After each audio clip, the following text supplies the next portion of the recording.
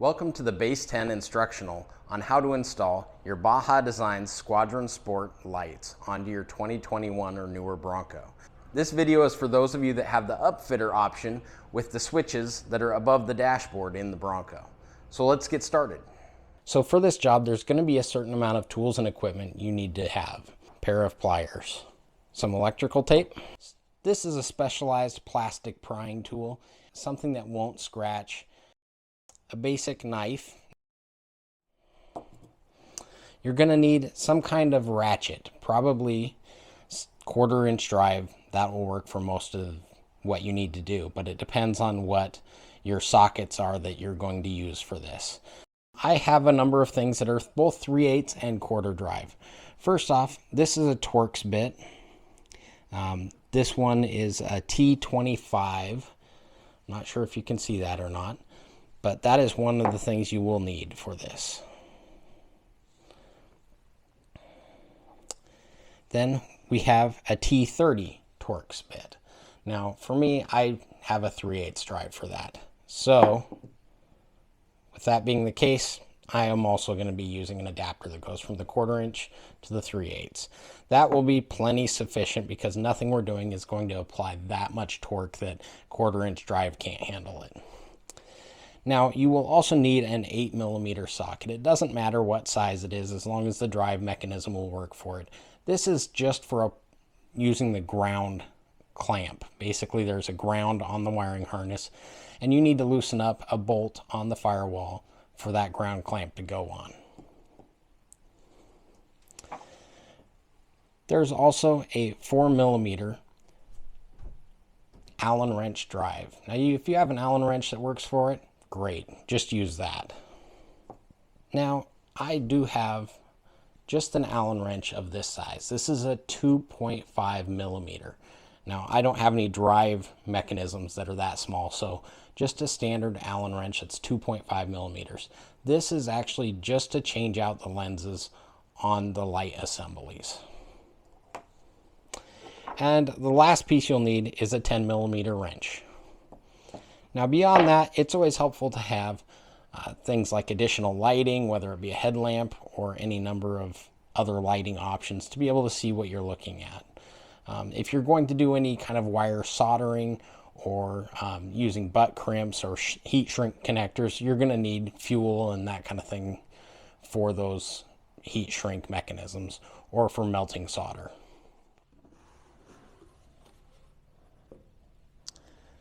Baja Designs sticker, invoice, product registration card, and the Baja Design lights. These are the Sport model, Squadron. Nice anodized housings, really lightweight aluminum. They currently have the clear lamps in for the pencil style spot. But they're a really cool unit.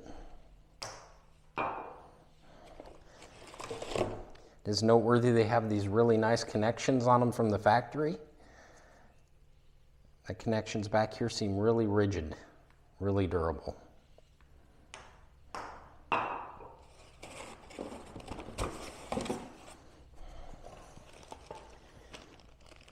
There's zip ties for installation and some hardware for the installation. The alternate lenses, fully diffused or partially diffused, 2 full sets. You can also change these out for the amber units.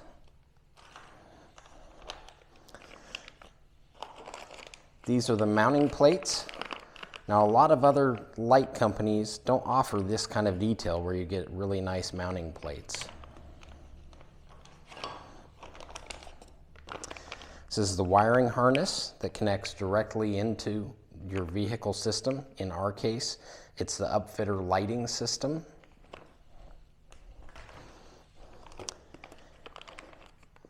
And this is the other wiring harness that connects the 2 lights. There's 2 additional hardware packs for installation. Gives you all that you need. Everything has instructions with it. Now you have the option with these of having the clear direct lenses for the pencil style beam, or you can pick from any of the other lenses that are provided. This one would be fully distributed so that it goes everywhere basically and provides a broad spectrum of light everywhere in a short distance. Or you can go with one that is half distributed and half pencil beam. I think I'm going to go with this route. So for this, you're going to need a 2.5 millimeter Allen wrench.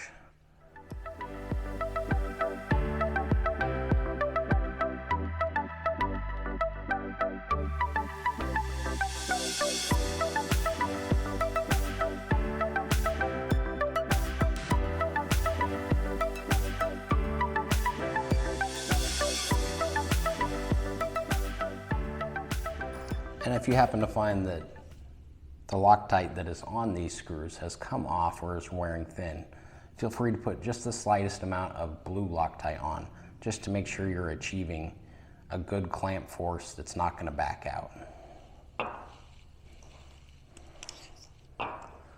The first thing you're going to want to do is to take off these covers next to your mirrors. Now, one of them is a T30 Torx and the other is a T25 Torx. So let's go ahead and remove those.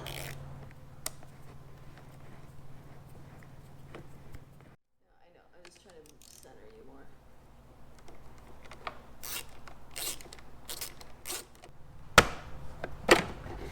So once you're at this point, I like to take the lamp and get out your hardware packet and install the bracket.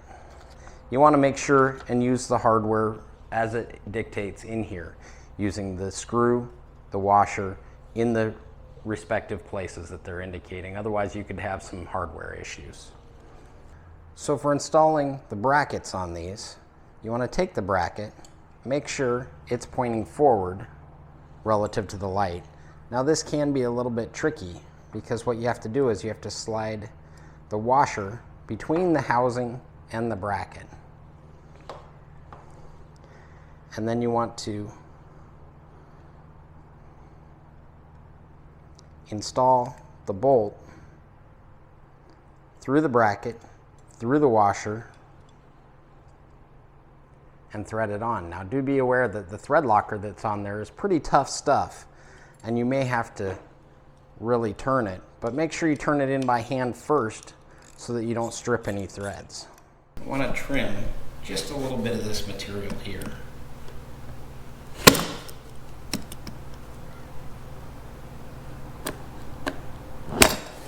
Just to make it so that the wiring assembly can fit in there better. Now, take your lighting assembly, take the cord, feed it down in.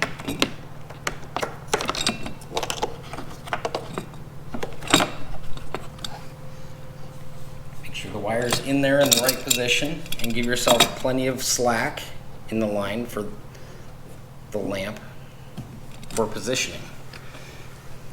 And then press the cowl back into place.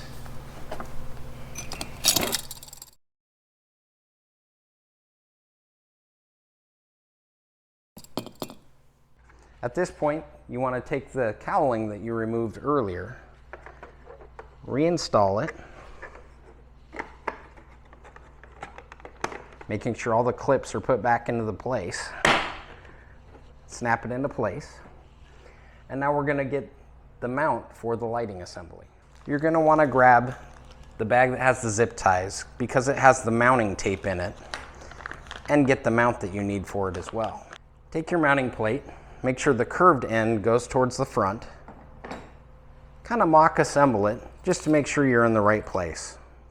Now your original black hardware in here is going to be replaced by some stainless steel screws that are inside this bag. And then you're going to want to take the adhesive pad that goes underneath this and mount it properly. I like to put it right across where the screws are going to go. But you're going to want to put it on here like so, and then take your knife and trim away the excess. And you're going to want to cut out where the holes go through. And when you're done, you should have this dampening pad in place with holes through it. Put it in place and secure the screws. You take the light assembly, place it onto the stud. You're going to want to put a washer on, and then the nylock nut on top of it.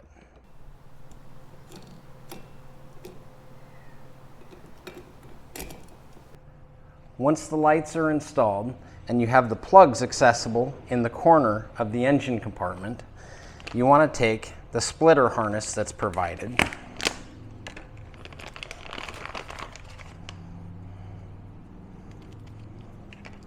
open it up, and this is what will connect the two lights on either end. Now you want to make sure these are the plugs, waterproof plugs that go into the lights themselves. This one is what connects to your power system on the Bronco. So you want to make sure that you get that on the correct side. So let's go ahead and install that. So when it comes to the pre-wired auxiliary switches, we want to wire into auxiliary 2. Auxiliary 1, we want to retain that in case we want to put on a light bar or something larger in the future. So in order to find where Ford has wired these and what colors to use, we actually get to use the settings and features that are already on your Bronco. So we want to go to features, we want to go to owner's manual,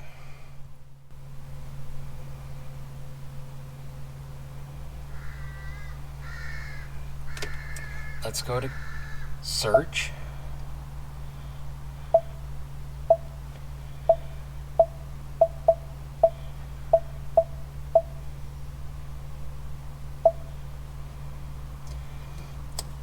locating the auxiliary switch wiring.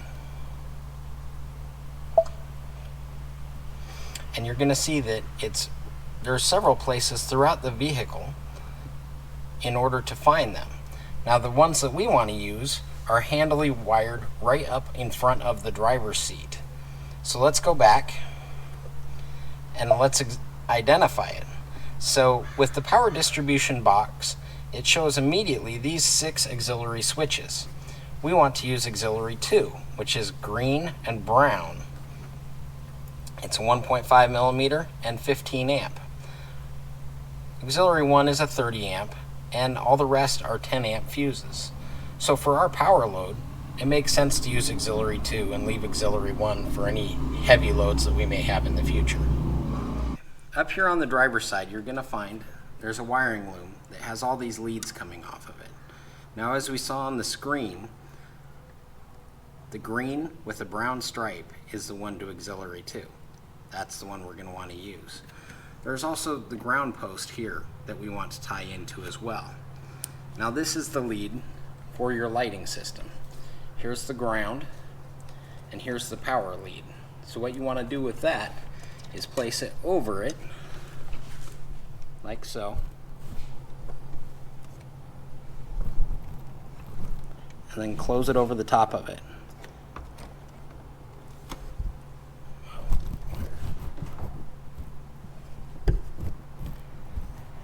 And then when you pinch it, it's going to close over it and cut into that wire.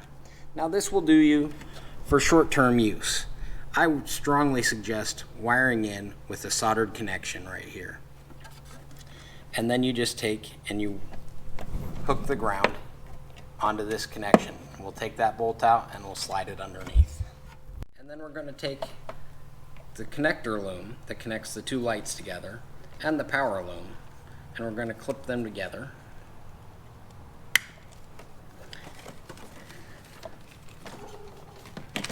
And then we're going to go through and secure all these looms up out of any moving or hard parts so that we don't have any issues. If you choose to hardwire the loom into the Bronco and cut it down so that you don't have those big spirals of extra wire, you're going to need a couple extra tools. First off, you're going to need some way of cutting the wires. I always get one of these combination crimper strippers. An eyelet end for your ground. I always get the ones that have the shrinkable ends for it. And you're going to need a butt connector. I also always choose to go with a heat gun. This one just happens to be isobutane. So here's our original connection that goes to both lights, and we've just trimmed it down. There's only 2 leads. This is your ground, the black wire, and it goes to this ground post here. The white wire is your power feed light wire, and as you can see right here, there's the green and brown. And use just the crimp connector, and I always heat shrink it in there and then cover everything with black tape.